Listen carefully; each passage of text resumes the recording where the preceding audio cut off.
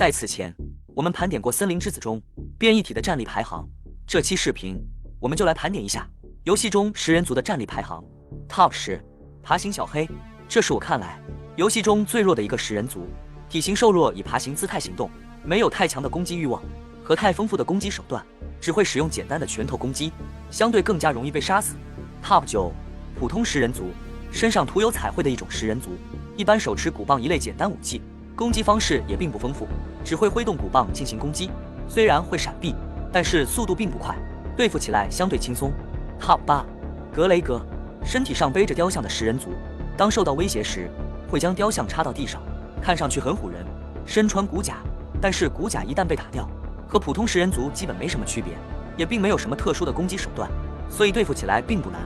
Top 7，艾迪，会使用长矛远程攻击的食人族，不过精准度堪忧，而且只携带有3根长矛，想要躲过长矛攻击并不难，在长矛出手之后，往侧边走就能轻易躲过。一旦长矛扔完，该食人族就会变成普通食人族，肉搏战力很弱，对付起来同样不难。Top low， 爱丽丝，会使用花哨体术的一个女食人族，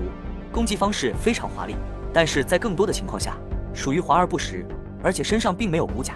防御力低，拉近距离善用格挡，很容易就能将其解决。Top 5，亨利，同样属于一个非常善于肉搏的食人族，并且属于攻击和闪避都拉满的角色，在很多情况下能用快速的后撤躲避你的攻击，而且攻击欲望很强，能够源源不断的输出，相较于爱丽丝更加难以对付。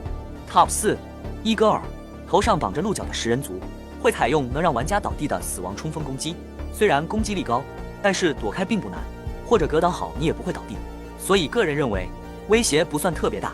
Top 3，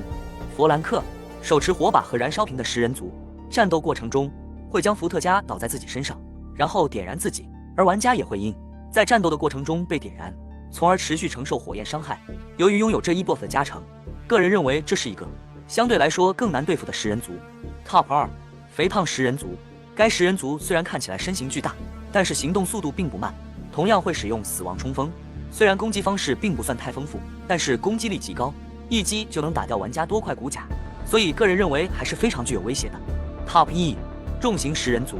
个人认为这是森林之子中最难对付的一个食人族，体型巨大，一般会携带鼓棒、引擎这类大型武器。携带引擎武器的重型食人族，一般用手枪击打引擎就能将其解决，但是携带鼓棒的重型食人族非常难解决，他们的攻击范围很广，即使你站在其身旁或身后，也有可能被鼓棒击中，没有进行好格挡，每一击都能让你倒地，并且他们的脚踢攻击，不管你有没有格挡都会让你倒地，攻击力高的同时防御力也不低，普通的重型食人族都需要手枪3枪爆头才能死亡，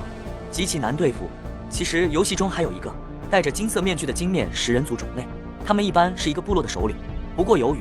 普通食人族和重型食人族都有金面的类型，所以这期视频就不单独拿出来讨论了。以上就是本期视频的所有内容，不知道你认为游戏中最强的食人族是哪个呢？